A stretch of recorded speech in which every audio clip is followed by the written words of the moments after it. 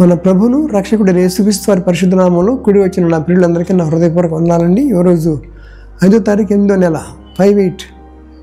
ఇది లేఖనం నాకు చూపించిన లేఖనం ఏంటంటే ధన్యతల గురించి కొండమీద ప్రసంగం వింటాం. మత్తయి సువార్త 5వ అధ్యాయం 8వ వచనం నాకు చూపిస్తున్నాడు.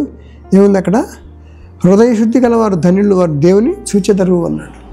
హృదయం ఎంత ఉంటుందంటే పిడికలంత హృదయం ఉంటుంది. హార్ట్ ఎంత ఉంటుంది, పిడికలంత ఉంటుందట. ఇది శుద్ధిగా ఉండాలి, లోపల కపటం పెట్టుకోకూడదు, క్లీన్గా ఓపెన్ చేసి చూపించాలి. హృదయ శుద్ధి గలవారు ధన్యులు, వారు దేవుని చూచెదరు.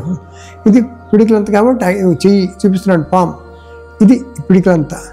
దీనిలో దేవుని చూడటానికి 2 కళ్ళు కావాలి కాబట్టి వచనం ఎక్కడ పెట్టండి? 8వ వచనం పెట్టండి. 8లో మీకు డ్రామాటిక్గా లేకపోతే మీకు గ్రాఫికల్గా చూడాలంటే 8 అనే అంకెలో ఎన్ని సున్నాలు ఉన్నాయి?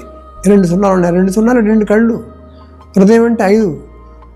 అది మనం గ్రేస్ కృపకి వాడుతున్నాం. ఇది పిడికలంతా హృదయం కాబట్టి 5/8 కరెక్ట్గా సరిపోతుంది. హృదయం శుద్ధిగా ఉంచుకోవాలి. పాపానికి విడిచిపెట్టి మనం దూరంగా బ్రతకాలి, దేవుని హత్తుకుని బ్రతకాలి. హృదయం శుద్ధిగా ఉంచుకుంటే దేవుని మనం చూడొచ్చట.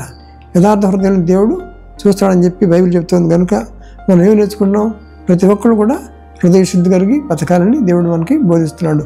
అటు కృప ప్రభు మనకు దయచేయను గాక. Thank you very much. God bless you.